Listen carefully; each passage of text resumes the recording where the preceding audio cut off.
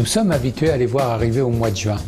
Mais de plus en plus, au mois de septembre, au mois d'octobre, les fraises d'automne envahissent encore nos épiceries. Elles sont succulentes.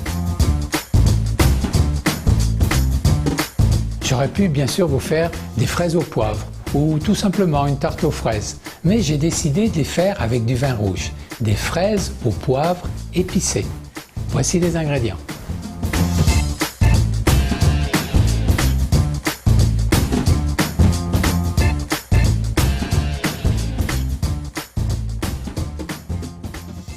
Les fraises d'automne, et je vais les faire avec un vin rouge épicé. Pour ça, un bon Beaujolais fait l'affaire, ou si vous avez un vin du Cahors fait l'affaire aussi.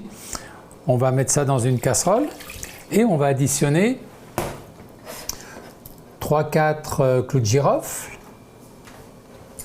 quelques grains de poivre, là je ne vais pas les compter, un ou deux bâtons de cannelle selon la grosseur, de la cassonade,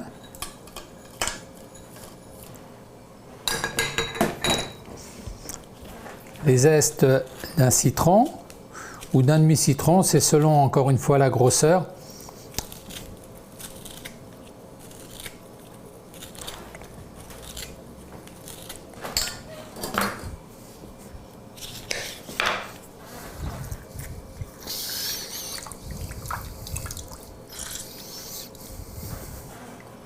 Je récupère les pépins.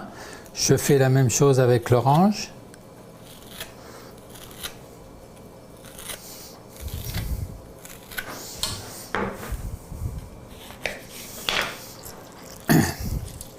Évidemment, si vous avez un prince orange, ça peut faire l'affaire.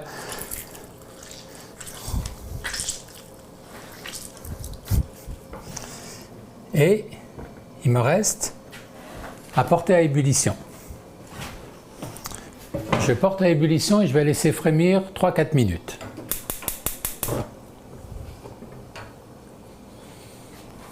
Et pendant que ça part à ébullition, je vais préparer mes fraises. Je vais les équeuter. Les plus grosses, je vais les couper en deux, comme celle-ci par exemple. Il est intéressant de voir que les fraises d'automne sont aussi sucrées que celles qui poussent pendant l'été.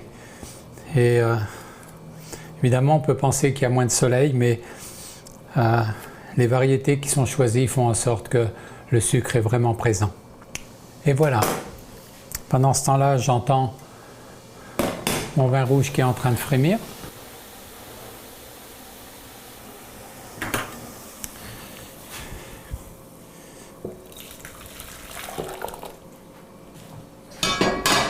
Et voilà, il ne me reste plus qu'à le mettre au réfrigérateur pour qu'il refroidisse complètement. Mon vin rouge épicé est refroidi et frais. Je le passe pour enlever toutes les épices que j'y ai mis.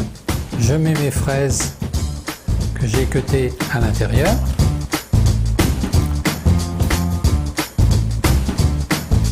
On peut les faire mariner évidemment quelques minutes comme ça, mais le temps de les mettre dans une belle coupe de verre.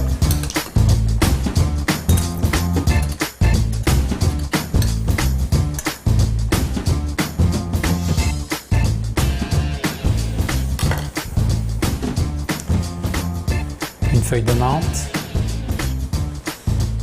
Et ça fait un très bon dessert d'automne.